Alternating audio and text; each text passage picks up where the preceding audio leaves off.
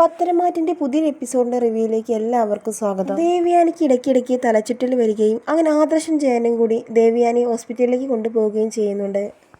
അങ്ങനെ ദേവയാനി മാറാരോഗം വന്ന് കിടപ്പിലാവുകയാണ്. അതോടെ നയനയുടെ മഹത്വം മനസ്സിലാക്കുകയും അതോടുകൂടി തന്നെ അനാമിക തന്നെ എത്രമാത്രം സ്നേഹിക്കുന്നുണ്ടെന്നൊക്കെ ദേവയാനി മനസ്സിലാക്കുന്ന ഒരു അടിപൊളി എപ്പിസോഡിന്റെ റിവ്യൂ ആണ് പറയാൻ പോകുന്നത്. അങ്ങനെ ഇടയ്ക്കിടയ്ക്ക് തലവേദനയും തലചുറ്റലും ഉണ്ടാകുന്ന ദേവയാനി ഒരിക്കൽ തല ചുറ്റി വീഴുകയാണ്. അങ്ങനെ ആദർശം ജയനും കൂടി ദേവയാനിയെ ഹോസ്പിറ്റലിലേക്ക് എത്തിക്കുന്നുണ്ട്.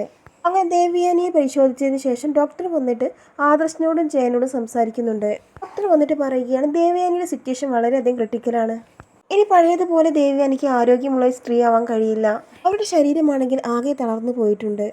അതുകൊണ്ട് തന്നെ ഈ ഹോസ്പിറ്റലിൽ നിന്ന് മാറ്റി വേറെ ഏത് ഹോസ്പിറ്റലിൽ കൊണ്ടുപോയാലും ഇതുതന്നെയായിരിക്കും അവസ്ഥ.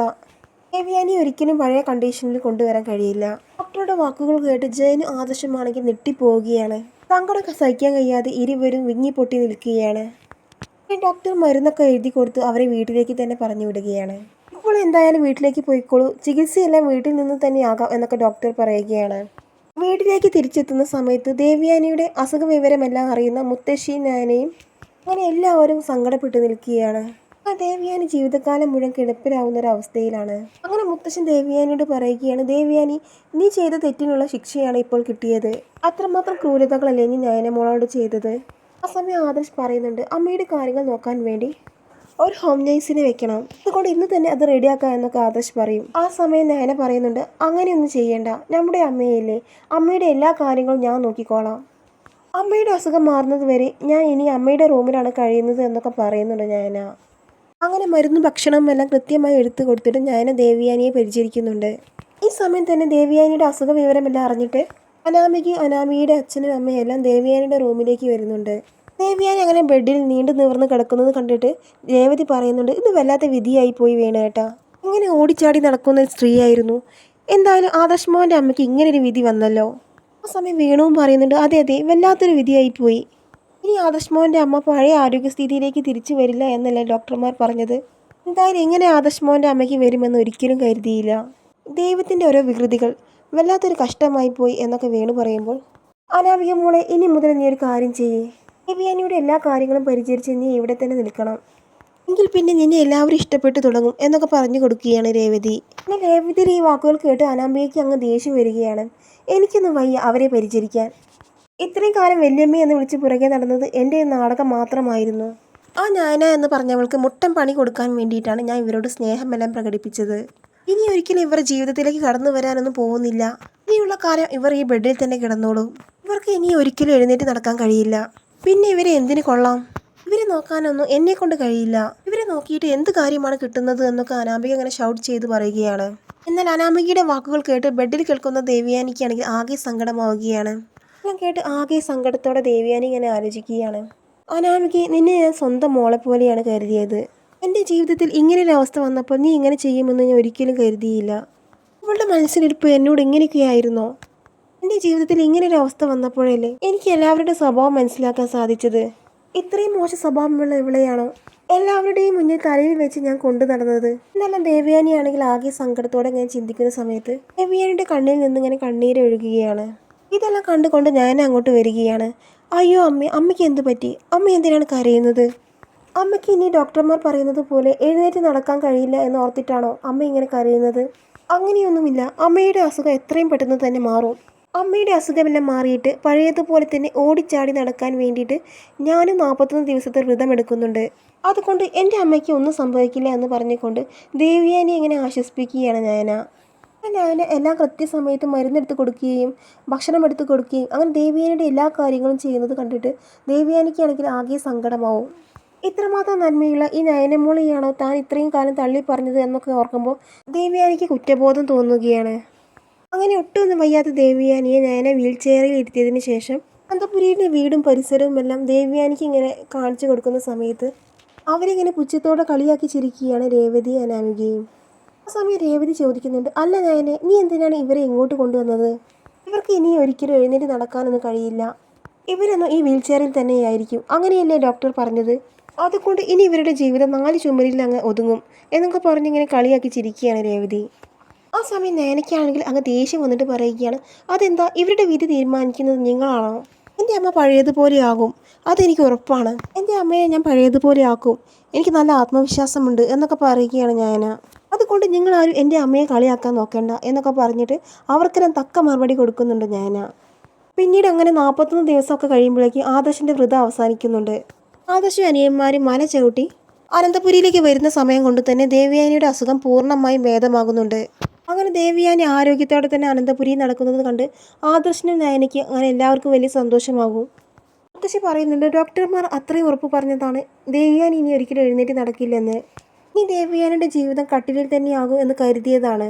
എന്നാൽ നയനമോളുടെ ഒരൊറ്റ കഴിവ് കൊണ്ടാണ് ഇന്ന് ദേവയാനി ഇങ്ങനെ എഴുന്നേറ്റ് നടക്കുന്നത്.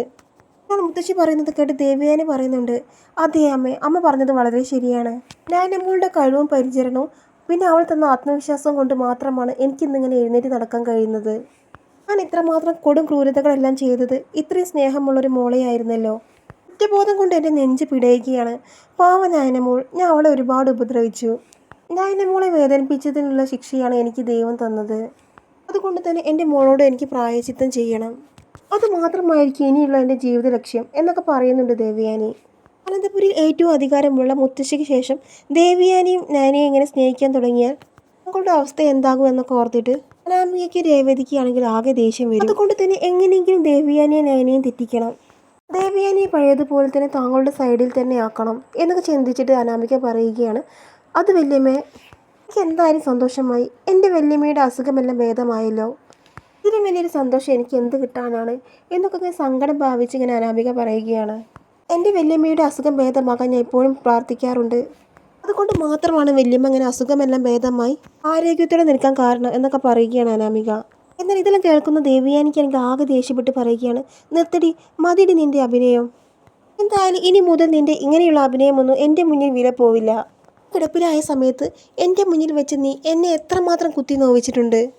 ആ സമയത്ത് നീ എന്നെ തിരിഞ്ഞു നോക്കിയിട്ട് പോലുമില്ല. ഒരു പ്രാവശ്യം പോലും എന്നെ തിരിഞ്ഞു നോക്കാത്ത നീയാണോ എനിക്ക് വേണ്ടി വിളക്ക് വെച്ചെല്ലാം പ്രാർത്ഥിക്കുന്നത്?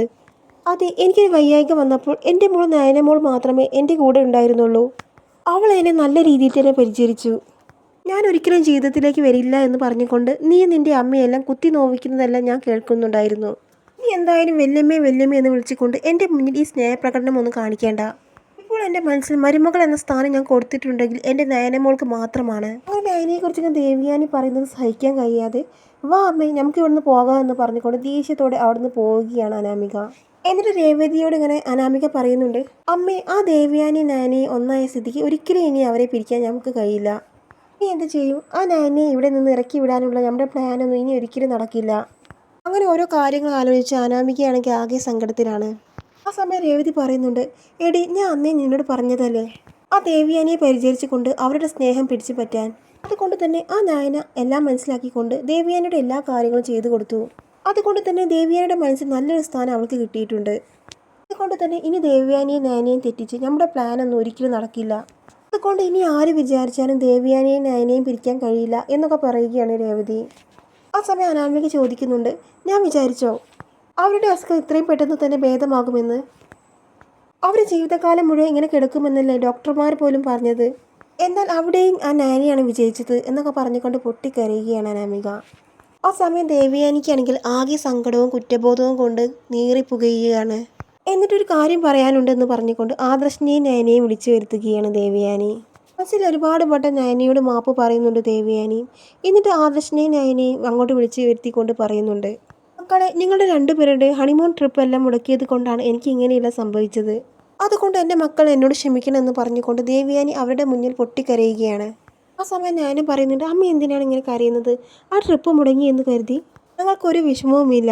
എന്തായാലും അമ്മയുടെ അസുഖം മാറിയല്ലോ, അതാണ് ഞങ്ങളുടെ ഏറ്റവും വലിയ സന്തോഷം എന്നൊക്കെ പറയുകയാണ് ഞാൻ. ആ സമയം ദേവയാനി പറയുന്നുണ്ട്, മോനെ, നിങ്ങൾക്ക് എത്രയും പെട്ടെന്നൊരു കുഞ്ഞ് ജനിക്കണം. ആ കുഞ്ഞിനെ എൻ്റെ കയ്യിൽ വെച്ച് എനിക്ക് താലോലിക്കണം. അന്ന് നിങ്ങളുടെ ഹണിമൂൺ യാത്ര ഞാൻ മുടക്കിയത് കൊണ്ട് ഒരുപാട് വിഷമിച്ചില്ലേ? അതുകൊണ്ട് തന്നെ അന്ന് ഞാൻ ചെയ്ത തെറ്റിന് പ്രായശ്ചിത്തം എന്ന പോലെ നിങ്ങളെ ഞാൻ ഹണിമൂണിന് വിടുകയാണ് എന്ന് പറയുകയാണ് ദേവയാനി.